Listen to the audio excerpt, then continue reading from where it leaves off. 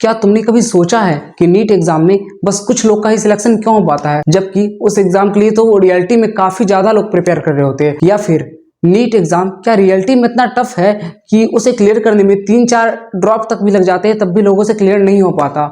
और जहां रही बात टॉपर्स की, तो वो उसे फर्स्ट अटेम्प्ट में ही 650 या 700 प्लस नंबर लाकर एम्स में चले जाते हैं, जैसा कि मैंने किया था। तो hey everyone, once again welcome back to my channel. This is Harsh Kumar, a second year MBBS student at All India Institute of Medical Sciences Raebareli. अभी तक मैं बहुत सारी वीडियो में बात कर चुका हूं कि आपको पढ़ाई कैसे करनी है, आपको स्ट्रेटजी किस तरह से बनानी है, आपको किस तरह से मिस्टेक्स नहीं करनी है, ये सारी बात मैं कर चुका हूं। लेकिन आज की वीडियो का टॉपिक ये होने वाला है कि आप उस पढ़ाई को अच्छी तरह से कैसे कर पाओ। ये सारी वीडियो बनाने के बाद भी मैं ये देख पाता हूं कि मैक्सिमम स्टूडेंट उस टिप्स को फॉलो नहीं कर पाते हो।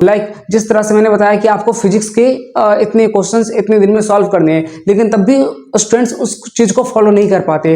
तो ऐसे क्या चीज है जिस कारण से वो फॉलो नहीं कर पाते और वो प्रिपेयर नहीं कर पाते और बोलते हैं मेरा मन नहीं लग रहा है। तो देखो यार, तुम नीट एग्जाम के लिए इस कारण से कभी प्रिपेयर नहीं कर सकते क्योंकि तुम्हारे किसी फ्रेंड ने बोल दिया तो तुम नीट एग्जाम देने आ गए, या फिर मम्मी पापा ने जबरदस्ती का प्रेशर डाल दिया, बोला बेटा तुम कर लो नीट का फॉर्म भर दो, इस बार आ रहा है तो चलो मैंने फॉर्म भर दिया। तो देखो यार, इन सब रीजन के कारण तो तुम नीट एग्जाम कभी जिंदगी में क्रैक कर ही नहीं पाओगे। अगर तुम्हारा अंदर से खुद का मन नहीं आ रहा कि मुझे क्रैक करना है, मुझे डॉक्टर बनना है, या फिर मुझे एक लोगों को सर्व करना है, या फिर मुझे अपनी फैमिली के लिए कुछ करना है। हमेशा सर्व करना भी नहीं होता, एक होता है कि फैमिली के सिचुएशन को से बाहर निकालना है, तो इकोनॉमिकल कंडीशन सुधारनी है, ये बहुत सारी प्रॉब्लम्स होती है। तो अगर आप इन सब कंडीशनों को इंप्रूव करना चाहते हो तभी आप डॉक्टर बन पाओगे। ऐसे तो यार कुछ भी नहीं हो सकता, वरना तुम फिर बहाने लगाते रहोगे, मन नहीं लग रहा, फलाना ढिमकाना। कभी तुमने ये बोला है कि मुझे रील्स देखने का मन नहीं कर रहा, या मुझे फिल्म देखने का मन नहीं कर रहा, मुझे गेम्स खेलने का मन नहीं कर रहा? नहीं यार, तुम बोलोगे ही नहीं, क्योंकि तुम्हें गेम्स देखने और फिल्म देखने में बहुत ज्यादा ही इंटरेस्ट आता है और तुम्हारा पढ़ाई में तो इंटरेस्ट ही नहीं है।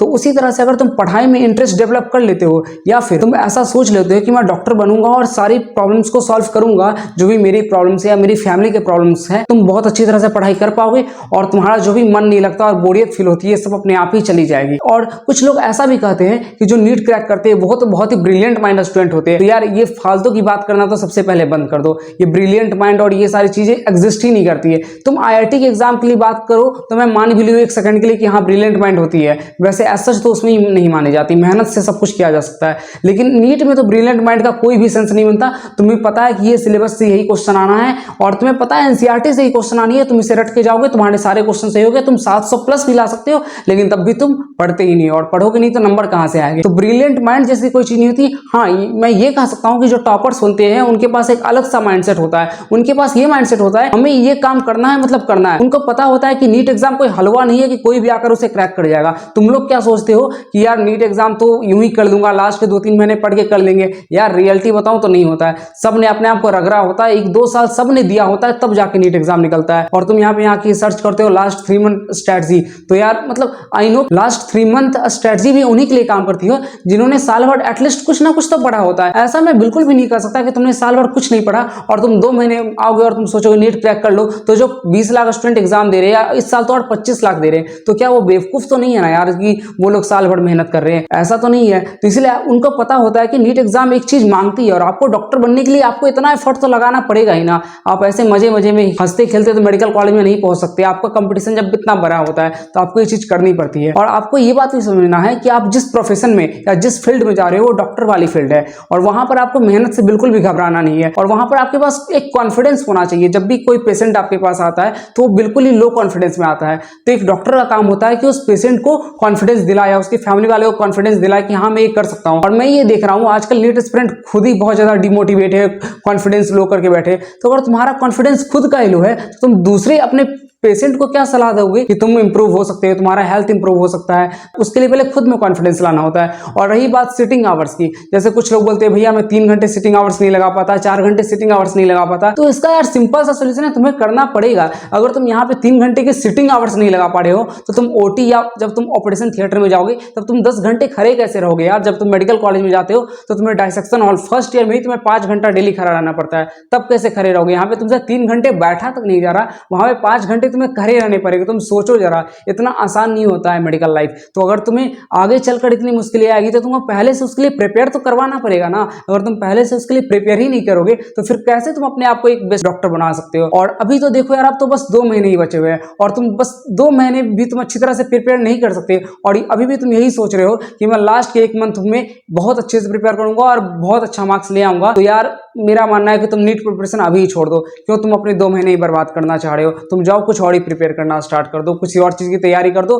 वो हुआ हुआ, नहीं हुआ नहीं हुआ, ये बहुत ही कड़वी सच्चाई है, लेकिन तुम्हें बात माननी पड़ेगी कि 2 महीने में तो यार जी जान लगा दो। मतलब 14 घंटे 16 घंटे जितना हो सकता है पढ़ लो। पढ़ने के अलावा कोई ऑप्शन होना ही नहीं चाहिए तुम्हारे पास। अगर ऑप्शन है तो बहुत दिक्कत वाली बात है। और तुम ये सोचो ना यार, अगर तुम 2 महीने सही से मेहनत कर लेते हो और नीट में अच्छे नंबर ले आते हो तो तुम अपने नाम के आगे डॉक्टर लगाने के लिए एलिजिबल हो जाओगे, जो अपने आप में कितनी बड़ी बात। और अगर तुम अपने नाम के आगे डॉक्टर लगा पाते हो तो तुम सोच रहे हो कि तुम अपनी फैमिली की जो भी फाइनेंशियल कंडीशन है या फिर तुम अपनी भी कंडीशन कितनी हद तक इंप्रूव कर लोगे और आने वाली जनरेशन की कंडीशन भी इंप्रूव हो जाएगी। तो यार बस नीट निकालने से तुम्हारा ही भला नहीं होने वाला, तुम्हारे आने वाली जनरेशन या तुम्हारी फैमिली सबका एक भला होने वाला है और तुम्हारी सोसाइटी भी काफी तुम पे गर्व करेगी। यहाँ पर मैं अपना एक इंसिडेंट शेयर करना चाहूंगा कि जब मैं नीट के लिए प्रिपेयर कर रहा था, मेरे बहुत सारे रिलेटिव ने मेरे से ये बात कही थी कि ये तो बस रूम पे पढ़ा ही रहता है, मतलब इससे तो कुछ होगा नहीं, इससे तो नीट निकाल नहीं पाएगा। नीट निकालने के लिए लोगों को तो 2-3 अटेम्प्ट लग जाते हैं, तुमको भी 2-3 अटेम्प्ट देने पड़ जाएंगे। या फिर नीट उन्हीं स्टूडेंट्स से निकलता है जो बहुत ज्यादा ब्रिलियंट होते हैं। लेकिन मैंने उन सब की बातों का जवाब दिया और मैं नीट फर्स्ट अटेम्प्ट में ही क्लियर कर लिया। और मैं ऐसा क्यों कर पाया? क्योंकि मुझे अपने आप पे एक सेल्फ कॉन्फिडेंस था। जब कोई टॉपर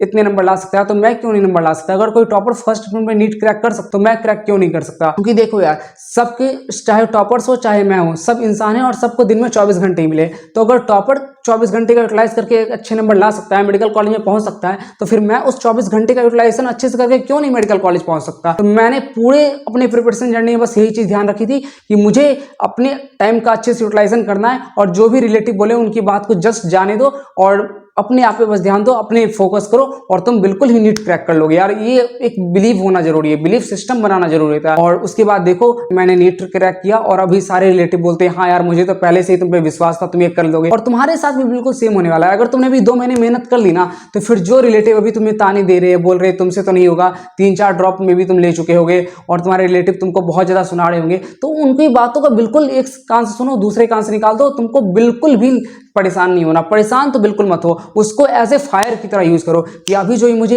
ये बात बोल रहे हैं ना, आने वाले समय में देखो 2 महीने के बाद इनको मैं ऐसा जवाब दूंगा कि मेरा रिजल्ट बोलेगा, मैं कुछ नहीं बोलूंगा। तो आपको ये कॉन्फिडेंस लाना होगा और उस कॉन्फिडेंस लाने के लिए आपको पढ़ना पड़ेगा यार, आपको मेहनत करनी पड़ेगी। आपको 10-10 घंटे कुर्सी पे बैठ के क्वेश्चन सॉल्व करने पड़ेंगे, मॉक टेस्ट सॉल्व करने पड़ेंगे, एनसीईआरटी को बार बार रिवाइज करना पड़ेगा। एनसीईआरटी बोरिंग लग रही है तब भी रिवाइज करो, पीवाईक्यूज बार बार सॉल्व कर लिए फिर भी रिवाइज करो, फॉर्मूले याद नहीं हो रहे तो बार बार रिवाइज करो, लिख के रिवाइज करो, एग्जाम्पल याद नहीं हो रहे लिख के रिवाइज करो। एक ही सोल्यूशन है, revise revise revise, mock test mock test mock test. बार बार सब लोग यही बात बोलेंगे लेकिन तब भी तुम उसे फॉलो नहीं करते। मुझे बिल्कुल भी समझ में नहीं आता। ये वीडियो बनाने का मेरा मन बिल्कुल भी नहीं था, लेकिन मुझे इतने सारे मैसेज आ रहे हैं कि भैया मैं डिप्रेस हो रहा हूं, मैं क्या करूं, मुझे मन नहीं लग रहा। तो यार यहाँ पर ये क्वेश्चन आता ही नहीं है ना डिप्रेशन का, मन नहीं लगने का। तुमको करना है तो बस करना है। तुम ओटी में बैठे हुए हो, कोई पेशेंट आ गया इमरजेंसी में, तुम ये नहीं बोल सकते यार मन नहीं मेरा कर रहा है ठीक करने का। भाई ऐसा नहीं चलता है, तुम्हारे मन पर डिपेंड नहीं करता है सब कुछ। कभी कभार तुम्हें अपने मन के विपरीत होकर भी काम करने पड़ते हैं। तो तुम्हें यह बात अभी से समझनी पड़ेगी और मन के विपरीत काम करना पड़ेगा। तो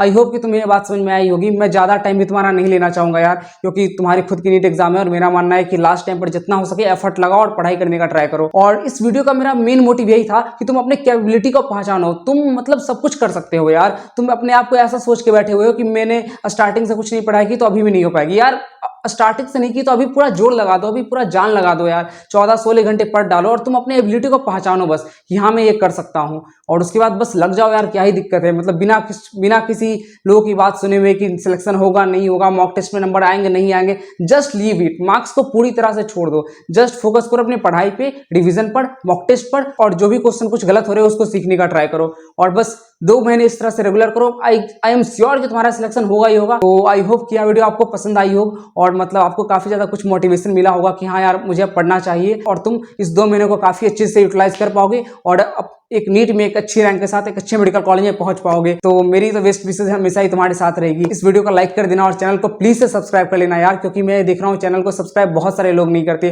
तो मुझे भी काफी ज्यादा मोटिवेशन मिलता है अगर तुम लोग सब्सक्राइब कर लेते हो। तो इसी के साथ इस वीडियो को समाप्त करते हैं। Love you all, bye bye.